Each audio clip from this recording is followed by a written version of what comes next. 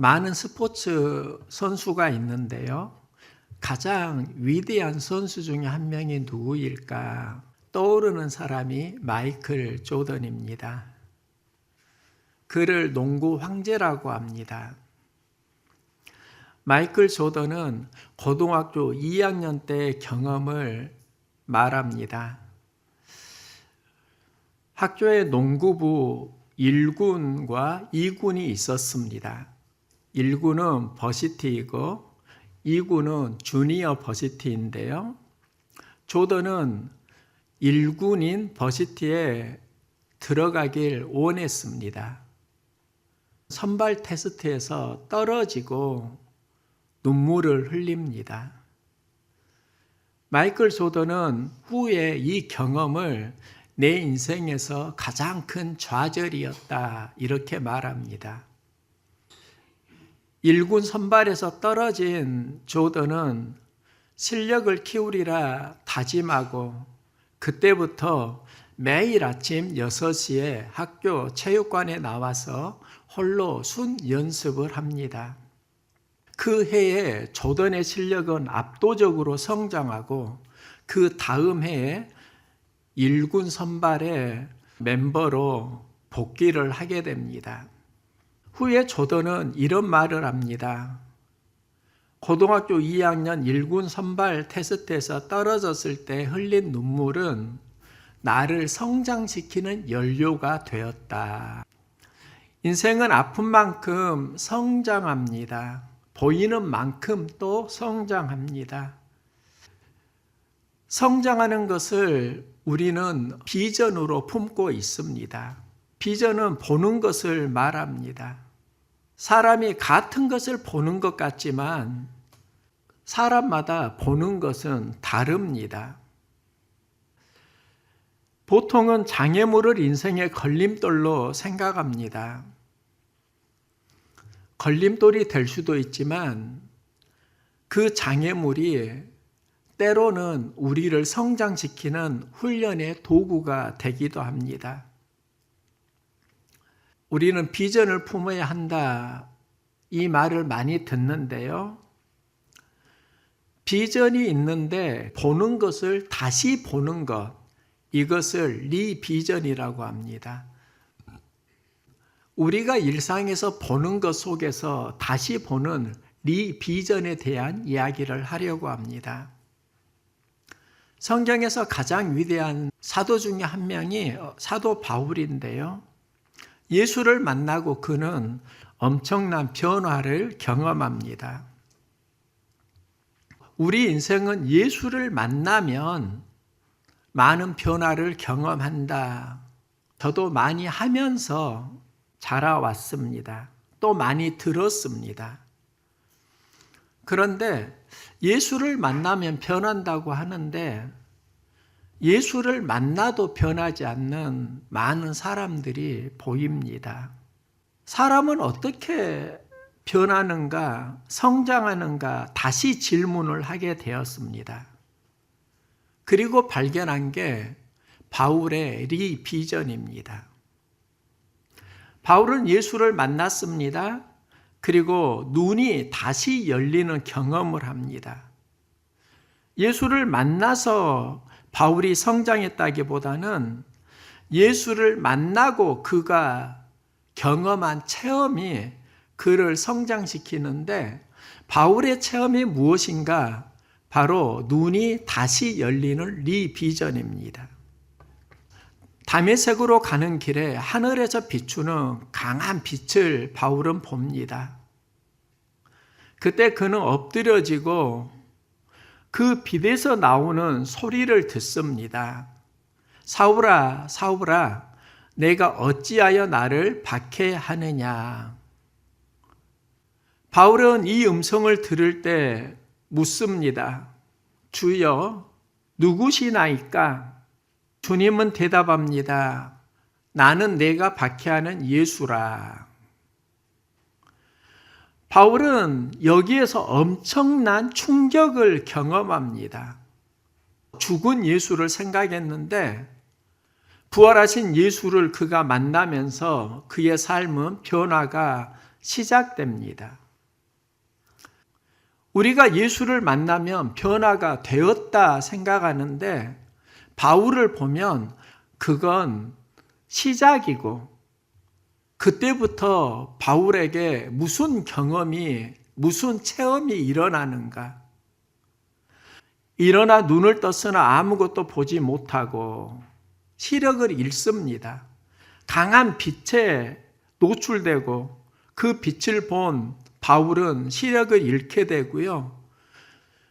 강한 빛 속에서 예수의 음성을 듣고 그는 충격을 받습니다. 그리고 그가 한 일이 있습니다. 사흘 동안 보지 못하고 먹지도 마시지도 아니하니라. 먹지도 마시지도 않고 기도했다. 이렇게 성경은 기록하는데요. 이건 무엇인가? 예수를 만난 이후에 바울의 신앙 반응입니다. 예수를 만난 이후에 내 안에 있는 신앙 반응에 따라서 삶의 길은 달라진다는 겁니다. 많은 이들이 예수를 만나고 그 이후에 무너지는 경우가 많이 있습니다.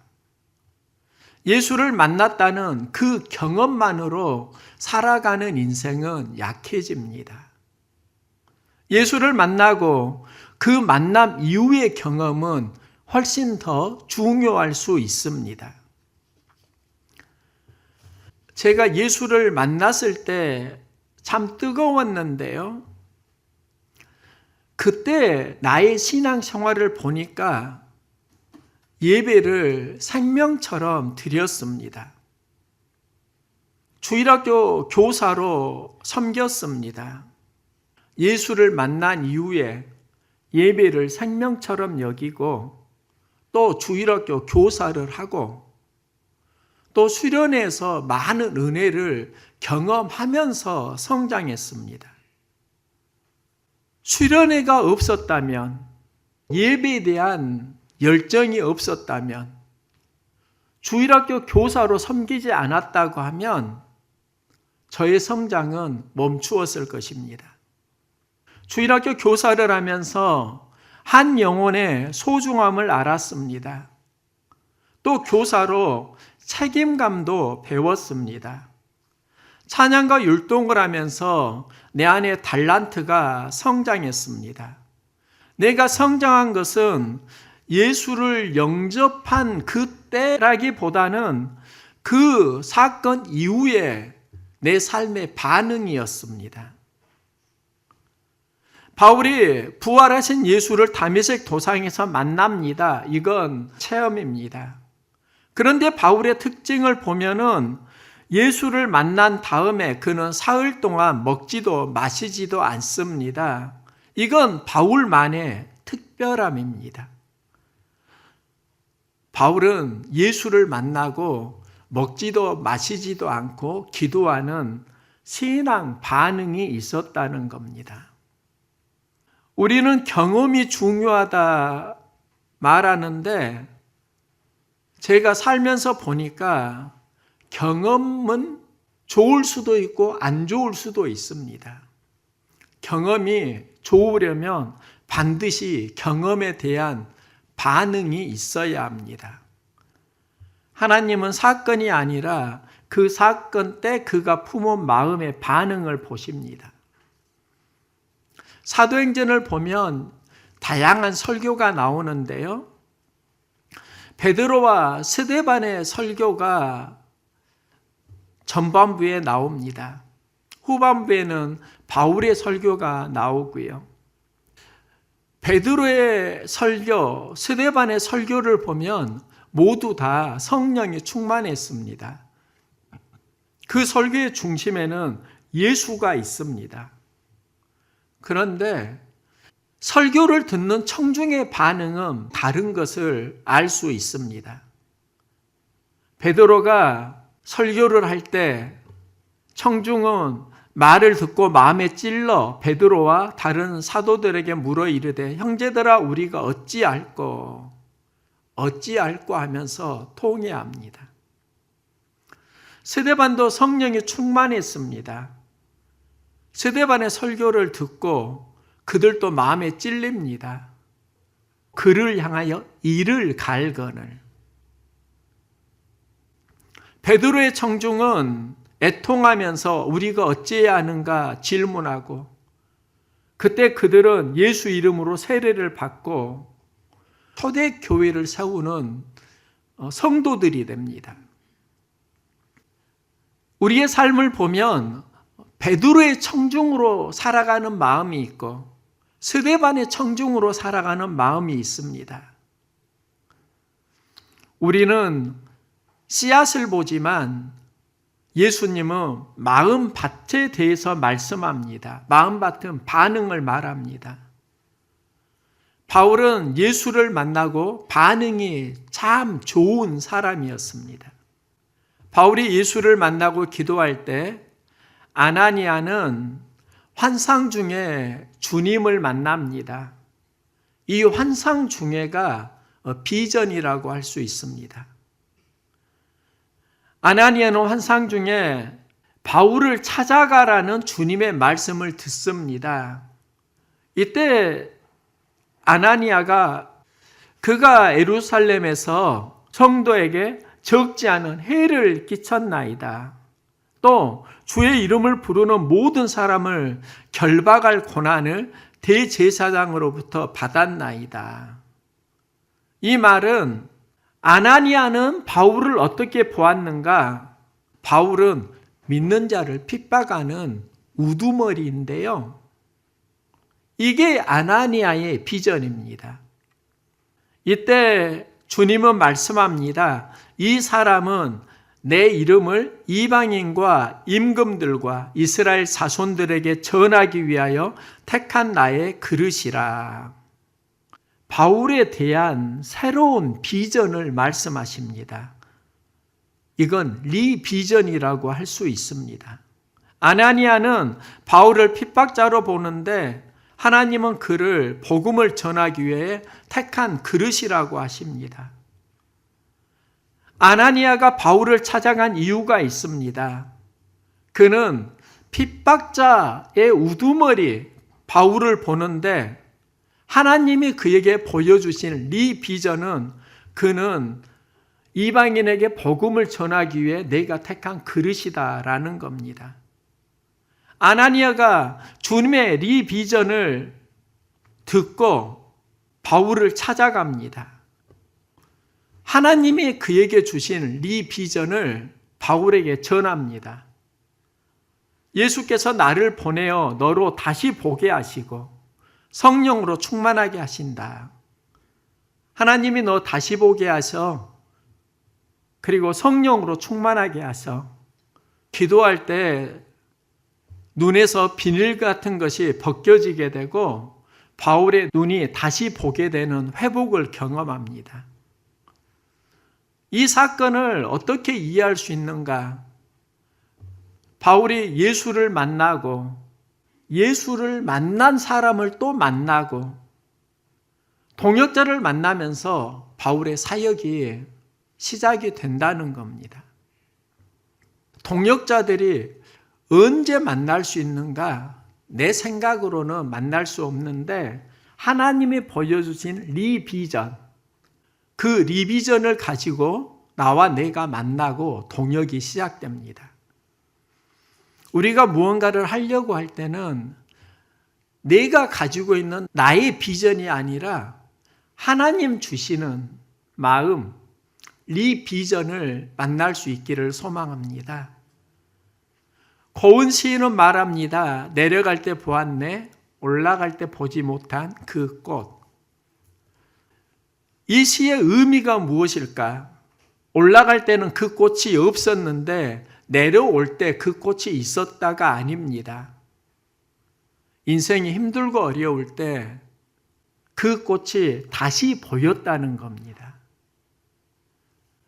어렸을 때 시골에서 자랐습니다. 시골길을 가면 뱀이 보이곤 했습니다. 그러면 소스라치게 놀라고 무서워하면서 어린 나는 이상한 행동을 했던 기억이 납니다.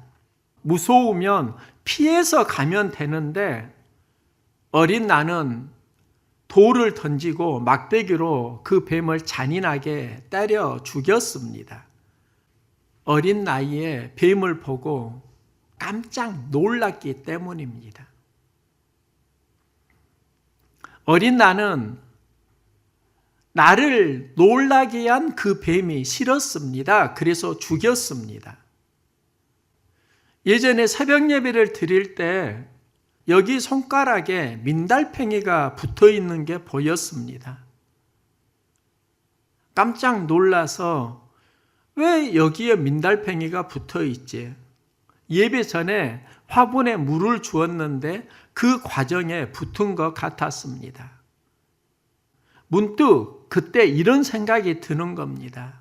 내가 이 민달팽이를 보고 깜짝 놀라는데 민달팽이는 나를 보고 안 놀랐을까?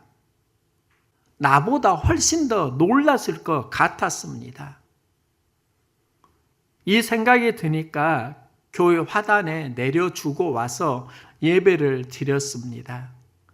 이 과정에 제가 나름 굉장히 중요한 걸 깨달았습니다. 사람이 왜 잔혹해지는가?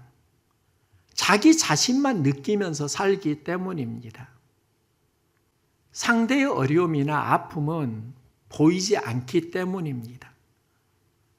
상대의 아픔과 어려움을 느끼면 그때 삶이 너그러워집니다.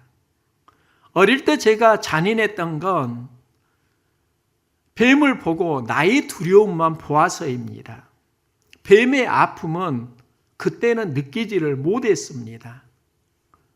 민달팽이를 살려준 건 그때 놀랐을 민달팽이의 마음을 느꼈기 때문입니다. 그러니까 살려주었습니다. 내가 뱀을 보고 민달팽이를 보는 것은 그냥 비전이라고 하면 그들도 깜짝 놀랍겠구나. 그들도 두려웠겠구나. 그들의 마음과 형편을 보는 것을 네 비전입니다.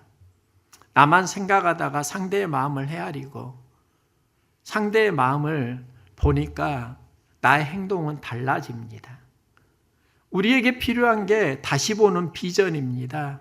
하나님 주시는 마음으로 보는 성령의 눈이 필요합니다. 사람은 눈이 열릴 때 성장합니다. 바울은 다시 보는 눈이 열리고 이때 경험하는 것이 있는데요. 눈에서 비늘 같은 것이 벗어져 다시 보게 된지라.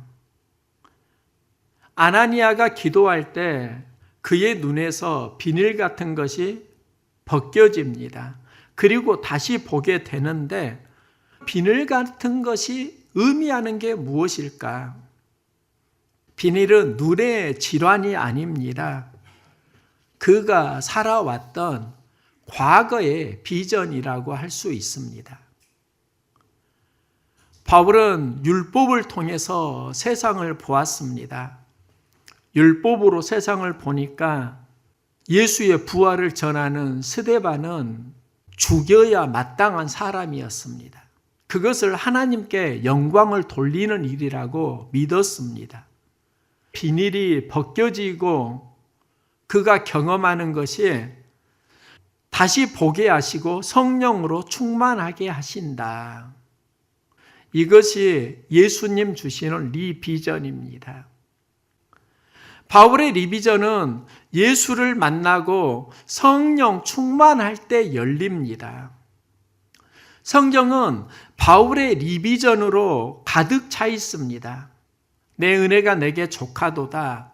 이는 내 능력이 약한 데서 온전하여 짐이라.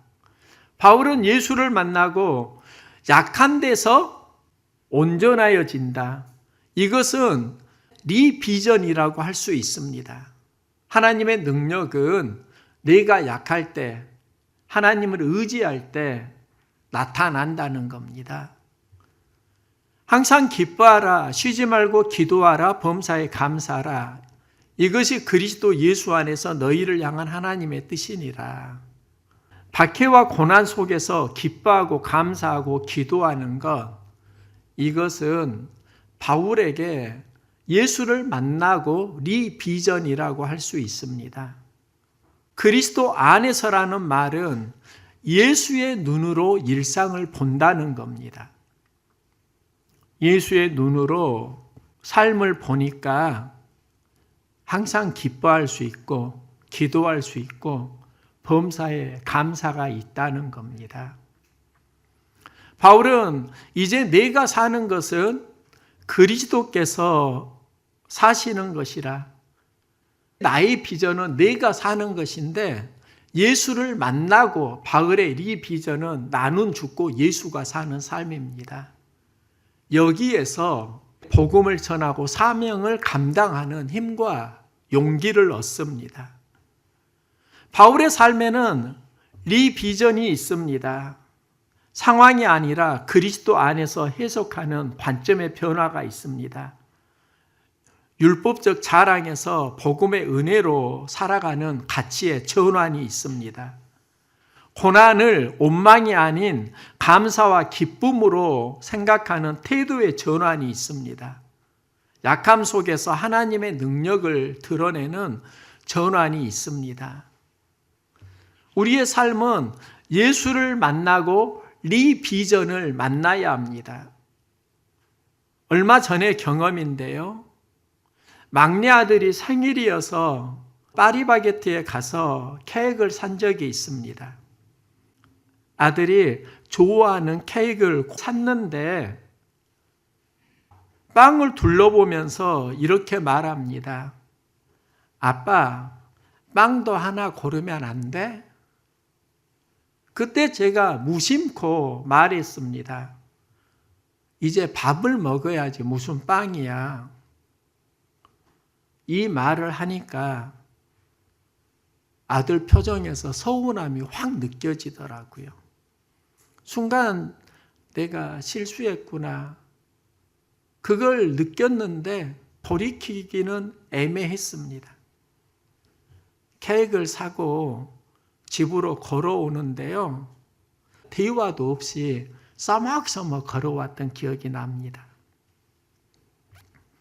아들은 생일인데 빵 하나 안 사준다고 삐졌고요. 나는 삐진 아들을 보면서 상당히 당황했습니다. 그때 나의 어린 시절이 생각났습니다. 어린이날이었던 것 같습니다. 어린이날 제가 어머니에게 말했습니다. 엄마, 나 영화 보러 가게 돈 좀 줘. 그때 이렇게 말씀하시더라고요. 300원이면 되냐? 그때 영화를 보려면 한 500원 정도 필요했던 것 같습니다. 차를 타고 가면 차비도 필요했습니다. 그런데 300원이면 되냐? 이 말이 왜 그렇게 서운하고 내 마음을 삐지게 했던지 어린이날 온종일 저는 우울하게 지낸 생각이 났습니다. 그러면서 막내 아들도 어릴 때 나를 닮았네. 아들을 보면서 어머니에 대한 이 비전이 있습니다. 내가 아플 때 어머니가 더 아팠었습니다. 어머니가 몸이 약하다고 보약을 지어주실 때가 있었는데요. 저는 그것을 귀찮아했습니다. 라면을 끓여주면 좋아했는데 보약을 지어주면 고맙다는 표현을 하지를 못했습니다. 어른이 되고 아이를 키우면서 경험하는 마음이 어머니에 대한 리비전입니다.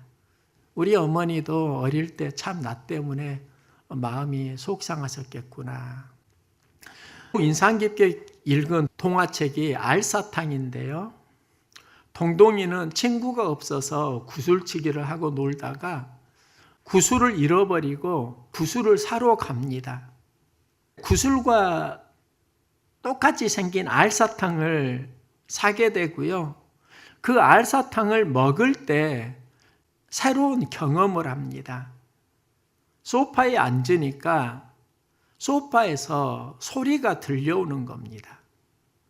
아빠가 방귀 뀌니까 힘들다. 또 집에 기르는 개가 있습니다. 그 개가 놀아주고 싶은데 너와 놀아줄 힘이 없어. 미안해하는 소리가 들려오는 겁니다. 또 아빠의 잔소리는 사랑의 다른 표현으로 들려옵니다. 돌아가신 할머니의 소리도 들려옵니다. 친구들이랑 많이 뛰어놀아라. 숲속에 가니까 자연이 그에게 안녕 인사하는 소리가 들려옵니다. 그러면서 친구들과 놀고 싶어하는 자신을 발견하고 자신의 마음을 친구들에게 전하고 함께 노는 이야기입니다. 이 알사탕은 어떻게 보면 리비전에 대한 이야기입니다. 알사탕을 먹으면 전에 듣지 못한 소리가 들리고 전에 보이지 않던 것이 보입니다. 동동이의 알사탕은 우리가 만나는 예수라고 할 수 있습니다. 예수를 만나면은요, 눈이 열리고 새로운 것이 보이고 이전과는 다른 체험이 시작됩니다. 많은 이들이 매스컴을 통해서 세상을 보곤 합니다. 바울은 예수를 통해서 세상을 봅니다. 성령의 눈으로 세상을 봅니다. 우리 그리스도인은 예수를 만났다고 하면 성령의 눈으로 보는 리비전이 회복되기를 소망합니다. 새로운 눈이 열리게 되고 그 리비전을 가지고 살아갈 때 우리의 삶은 이전과 다른 승리하는 삶이 시작될 것입니다. 예수의 눈으로 보면서 살아가는 삶, 우리 안에 회복되기를 간절히 응원합니다.